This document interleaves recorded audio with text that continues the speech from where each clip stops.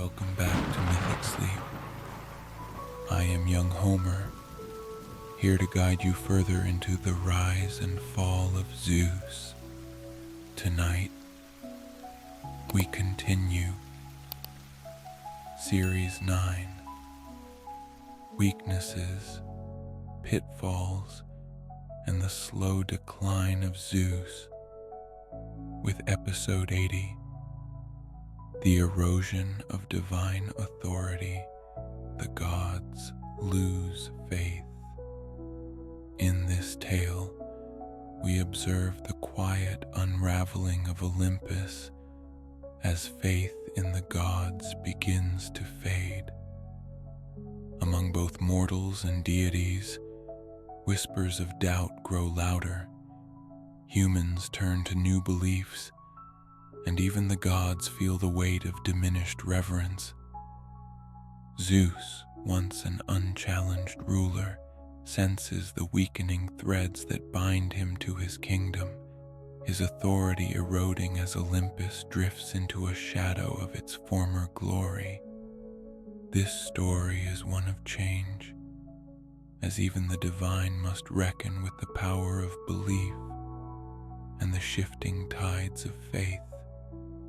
As we enter this tale of quiet decline and unsteady resolve, allow yourself to settle deeply into the warmth of your bed, feeling safe, supported, and fully at rest. Close your eyes if you wish and take a slow, deep breath in, letting calm spread through your chest, as steady as the unyielding march of time. As you exhale, release any lingering tension, allowing your body to grow heavy, sinking into stillness and peace. This is your time to rest, to let go, and to find calm. Now focus on the gentle rhythm of your breath. Each inhale and exhale as constant as the silent passing of the stars.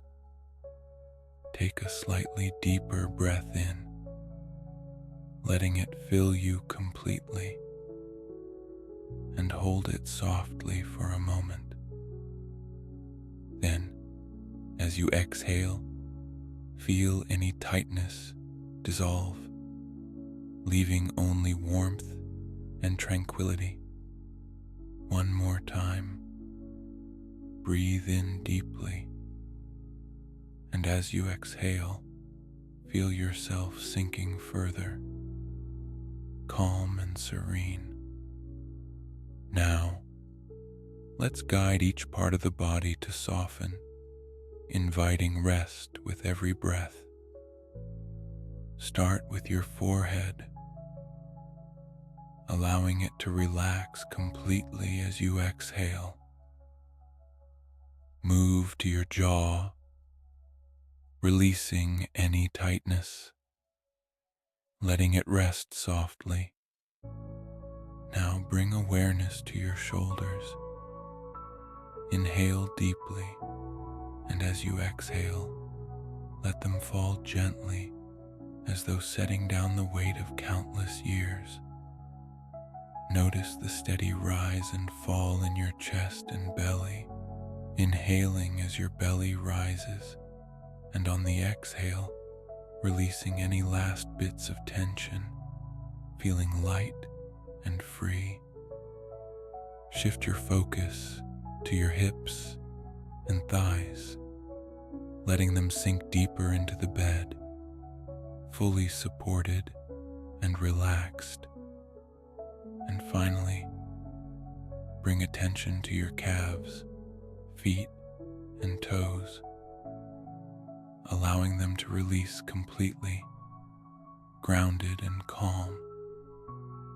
Now, imagine yourself in the great halls of Olympus, where once there was light and laughter, but now a quiet stillness reigns. In the distance you see Zeus, standing alone, his gaze turned toward the horizon.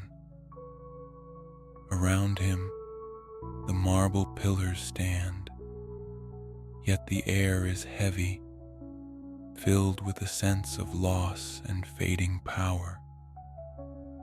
His kingdom, once alive with worship and celebration, now echoes with silence, a reflection of the world below, where mortals have turned their eyes from the heavens.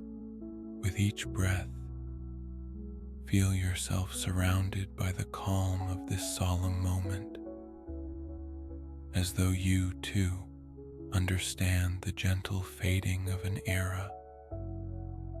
Inhale deeply, letting the quiet and strength of the scene fill you, and exhale, feeling grounded, steady, and fully at ease. With your body relaxed and your mind open, allow the story to carry you into this world of change, reverence, and quiet acceptance, where even the gods feel the passing of time. Take one last deep breath in and let it out softly. Now, let us begin. For centuries, mortals filled temples with offerings, prayers, and devotion. They built statues to honor Zeus's might, Hera's guidance, Athena's wisdom, and Apollo's light.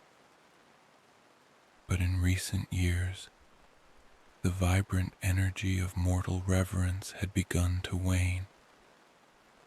Fewer voices rose in prayer, and temples, once bustling with life, stood eerily silent.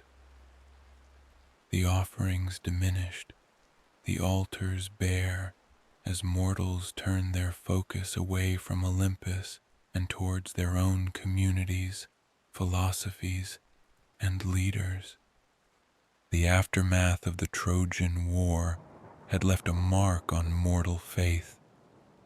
Mortals had seen the gods not as benevolent protectors, but as beings capable of pettiness, jealousy, and ruthless intervention.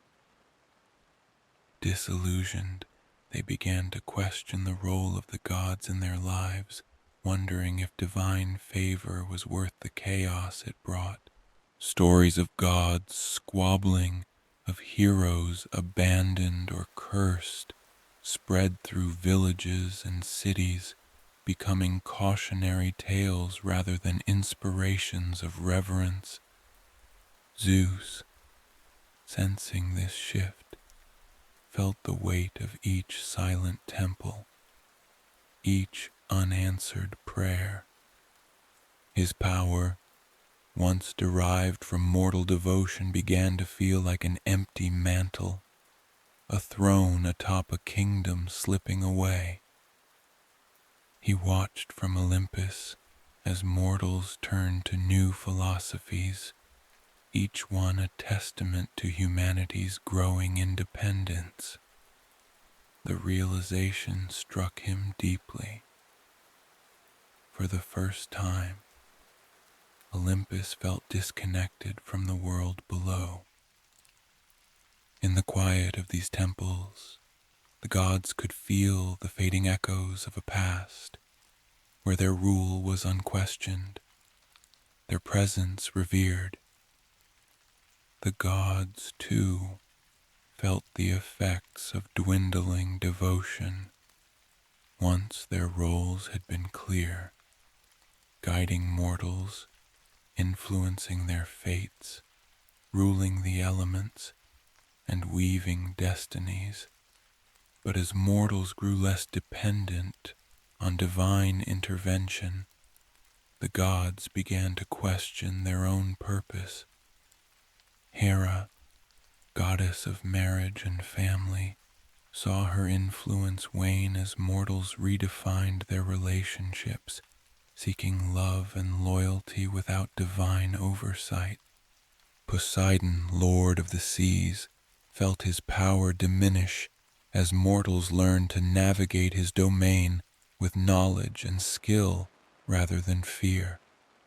Apollo, god of prophecy, healing, and music, grew increasingly introspective, wondering if the wisdom he offered still held meaning for mortals who sought answers in philosophy rather than divination. Even Athena, goddess of wisdom and war, felt the impact as mortals celebrated their own thinkers and strategists, figures who relied on reason rather than divine inspiration.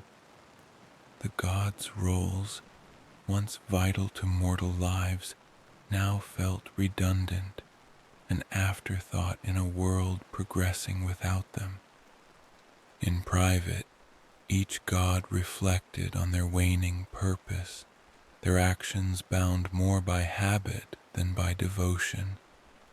They attended councils and rituals out of duty, yet each one sensed that the meaning behind these gatherings was fading.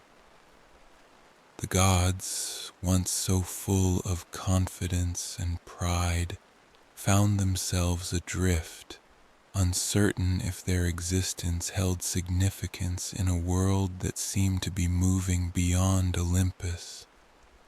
In the quiet halls of Olympus, the gods felt the growing void, a loss of purpose that even their immortality could not fill. As the gods struggled with their diminishing influence, discontent began to spread through Olympus. Some gods blamed each other for the loss of mortal faith. Hera and Athena accused the more unruly gods, Ares with his relentless thirst for war, Dionysus with his chaotic revelry, of tarnishing the god's image among mortals. They argued that the god's impulsive actions had eroded the respect and trust that once bound Olympus to humanity. Others, like Ares and Dionysus, rejected this criticism, insisting that the gods' freedom to act as they pleased was an essential part of their nature. Ares claimed that mortals had simply grown weak, their lack of reverence a symptom of their hubris, while Dionysus argued that divine intervention was meant to be unpredictable, a celebration of life's chaos. This division grew deeper, as gods who once stood united in their purpose now turned against each other, each one clinging to their own interpretation of Olympus's role. Zeus attempted to mediate, but his authority was no longer absolute. The gods questioned his decisions, each one vocalizing their frustrations, each one blaming another for Olympus's decline. The unity that had once defined the pantheon fractured further, and Olympus, once a kingdom of divine harmony, descended into discord, a place where the gods, bound by pride and resentment, found themselves trapped in a cycle of blame and bitterness. The erosion of divine authority revealed cracks within Olympus, a kingdom at odds with itself, its gods divided in purpose and spirit. In the mortal world, people began to look inward, finding strength and wisdom outside the traditional pantheon. Philosophers like Socrates, Plato, and Pythagoras rose as beacons of knowledge, teaching that understanding and purpose could be found within the human experience, not from divine favor. Mortals sought to understand their world through reason and debate, embracing ideals of justice, virtue, and truth on their own terms. Where mortals once feared the unknown and looked to the gods for guidance, they now delved into the mysteries of life through exploration, science, and art. Temples became museums of a bygone era, places where the gods' statues stood as relics rather than active embodiments of power. Festivals once held in reverence became cultural gatherings, celebrations of myth and heritage rather than rituals of worship. The gods, watching from Olympus, felt this shift deeply. The knowledge that mortals could live, thrive, and find meaning without divine oversight left them feeling obsolete. The faith that once empowered them was replaced by mortal curiosity and courage, a drive to seek answers within rather than from above. The gods were no longer essential. They had become symbolic, stories for mortals to tell rather than figures to fear and honor. In the rise of mortal wisdom, the gods saw a reflection of their own decline, a world where humanity walked without Olympus's hand to guide them. Zeus, once the unchallenged ruler of gods and men, now felt an isolation that none of his power could alleviate. He had witnessed the unity of Olympus crumble, his authority undermined by his own family, his influence over mortals reduced to myth and memory. His efforts to reassert control had failed, and the more he tightened his grip, the more both gods and mortals seemed to slip away. In moments of solitude, Zeus reflected on his own ambition, his relentless desire for control that had driven mortals and gods alike to seek independence.